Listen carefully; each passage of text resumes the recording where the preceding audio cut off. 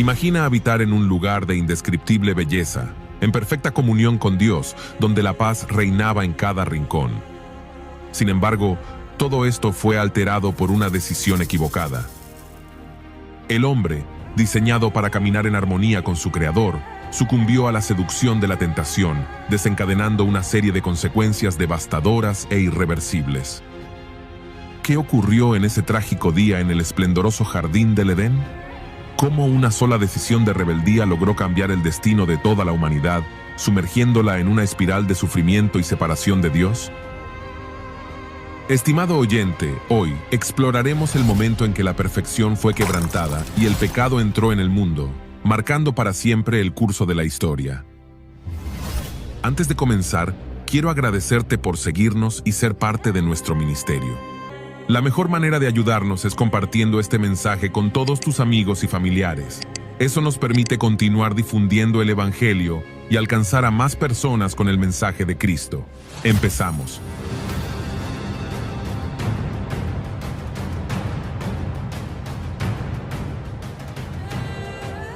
Eclesiastés capítulo 7, versículo 29, la palabra dice: he aquí solamente esto he hallado, que Dios hizo al hombre recto, pero ellos buscaron muchas perversiones. ¿Cómo Dios hizo al hombre? Recto. Pero ¿qué hicieron ellos? Buscaron muchas perversiones. En el planeta Tierra, en este planeta, todo fue hecho perfecto. Nota que según la ciencia existen decenas de planetas y existen millares de estrellas. Y hoy en día ellos han sido capaces de descubrir nuevos planetas. Si usted analiza los informes de la NASA y otros informes científicos, a medida que la ciencia ha ido avanzando, ellos han ido perfeccionando el telescopio. Hay un telescopio más tecnológico que el telescopio Hubble, que era el telescopio hace unos años más famoso que existía en ese mundo tecnológico, pero ahora hay unos telescopios mucho más modernos, con unos lentes mucho más modernos que tienen más alcance, y ellos han descubierto planetas nuevos. Lo han descubierto ellos, pero esos planetas están ahí desde hace millones de años. Y esos planetas los colocó Dios ahí. ¿Con qué propósito? Todavía no sabemos. Ahora, lo que sí sabemos es que hasta ahora en esos planetas no hay vida. No hay posibilidad de vida. Ellos están tratando de descubrir vida, pero hasta ahora los científicos no han descubierto vida. Ellos mantienen una hipótesis y han invertido millones de dólares tratando si hay vida, tratando de verificar si hay vida en otro planeta. Pero me llama mucho la atención esto, y es que cuando Dios creó el planeta Tierra, lo creó perfecto. Pero el hombre también había sido creado por Dios. El hombre había sido diseñado por Dios. Y el hombre era feliz haciendo la voluntad de Dios.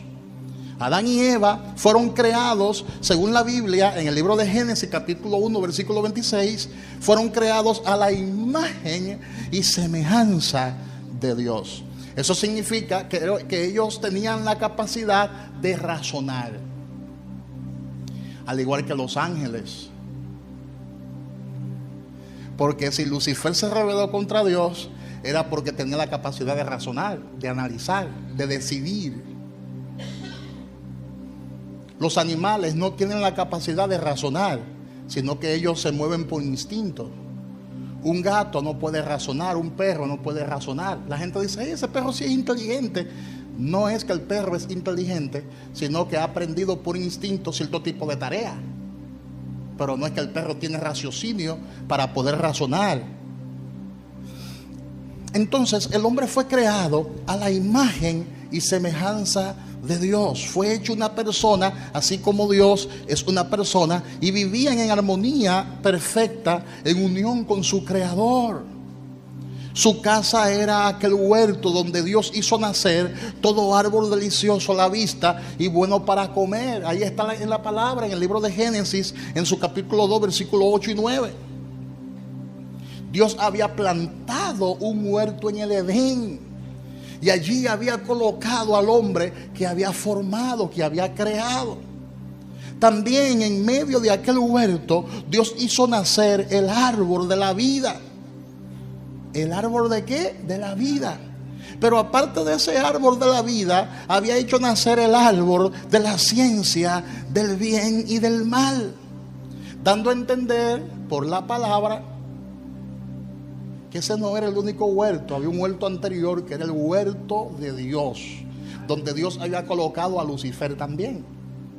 De manera que todos los ángeles, al igual que Lucifer, tenían el mismo privilegio de disfrutar de ese lugar de plenitud, donde Dios de una manera u otra se mueve. Parece ser que en ese huerto Dios se mueve como con libertad, se mueve en unicidad con ese lugar, porque mientras Lucifer se mantuvo mirando el trono de Dios, él no perdió el huerto, dando a entender que en el huerto existía lo que se conoce como vida eterna o árbol de vida, pero también estaba el árbol de la ciencia del bien y del mal. Había un estatuto, había un mandamiento: te pongo a disfrutar de toda esta belleza, de todo esto, porque el huerto de Lucifer era un huerto mineral, porque él se paseaba en medio de las piedras de fuego, y perfecto era en todo su camino desde el día que fue creado hasta que un día se halló en él la maldad. Pero antes de que se hallara en él la maldad, él se complacía con su creador, y por eso lo adoraba, por eso lo glorificaba. Pero había un árbol allí, el árbol de la ciencia del bien y del mal. Yo creo que el huerto del Edén era un prototipo de ese huerto que había en el cielo. Porque yo me pregunto, pero ¿por qué Dios colocó ese árbol de la ciencia del bien y del mal, aparte del árbol de la vida? ¿No era mejor que él dejara ahí el árbol de la vida y que no colocara otro árbol? Lo que pasa es que Dios no crea robots, Dios crea personas que tengan libre elección. Y si nada más hay una sola decisión, no hay libre elección. Para que haya libre elección tiene que haber dos decisiones, la buena y la mala. Y es lo mismo que pasa hoy en día. Dios le ha dado al hombre dos elecciones. Él dice: pongo delante de ti el camino de la vida y el camino de la muerte.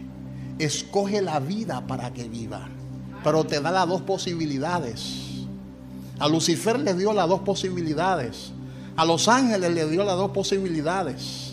Pero también a Adán y a Eva, él le dio las dos posibilidades. Dice la palabra que en aquel huerto Dios hizo nacer todo árbol delicioso a la vista y bueno para comer. También Dios hizo nacer el árbol de la vida y el árbol de la ciencia del bien y del mal. Y puso al hombre allí a fin de que labrase ese huerto y lo guardase. Lucifer también era un querubín protector. ¿Qué era lo que Lucifer protegía?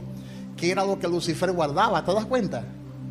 La misma prueba que le puso a Adán y a Eva, esa misma prueba se la puso a Lucifer. Lucifer le falló a Dios, todos lo sabemos. Pero también el hombre, que lo vamos a ver ahora, le falló a Dios. Dios puso al hombre a prueba. Había una prueba de obediencia para el hombre. Porque Dios le dijo al hombre en Génesis capítulo 2, versículos 16 y 17. Puede consultar su Biblia para que lo lea conmigo. Génesis 2, 16 y 17. Dios le dijo: de todo árbol del huerto podrás comer, mas del árbol de la ciencia del bien y del mal no comerás, porque el día que de él comiera ciertamente morirás. Al hombre se le había dado la autorización de sembrar, de cultivar y de comer de aquel paraíso terrenal. Pero también se le había dado la responsabilidad de guardar aquel árbol del cual no le era provechoso comer. Sin embargo, la Biblia relata que un animal, y aquí quiero que fijen sus ojos porque aquí está la revelación fuerte de esta palabra. La Biblia relata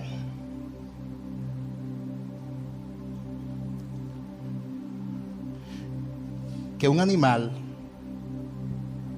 que era diferente a todos los demás aparece en el huerto cuando dice: pero la serpiente era astuta más que todos los animales del campo que Jehová Dios había hecho. Ahí está en Génesis capítulo 3, versículo 1. Podemos decir entonces que esta serpiente tenía algo que no poseía ninguna otra especie. Esta serpiente tenía algo que no poseía ningún otro animal. Esta serpiente tenía algo que no poseía ninguna otra serpiente. No era una simple serpiente, era un animal diferente a todos los demás que Dios había creado.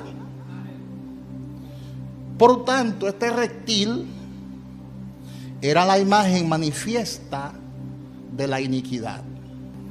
Este reptil vino no solo a engañar, sino que vino a sembrar su semilla de maldad en el mundo entero.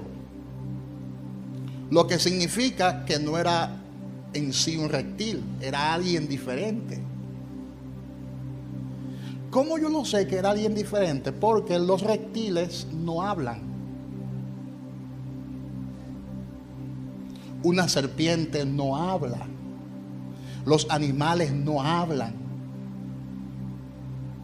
Entonces, cuando analizamos la serpiente que apareció allí,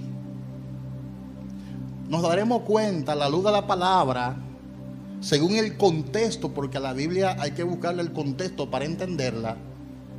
Según el contexto y según lo que dice Apocalipsis capítulo 12 versículo 9, esta serpiente que aparece allí no es una simple serpiente, sino que es el diablo. Este animal era el diablo. El diablo lo que hizo fue que poseyó la serpiente, porque esta criatura aparece en aquel lugar y se da cuenta que en ese lugar hay dos criaturas más,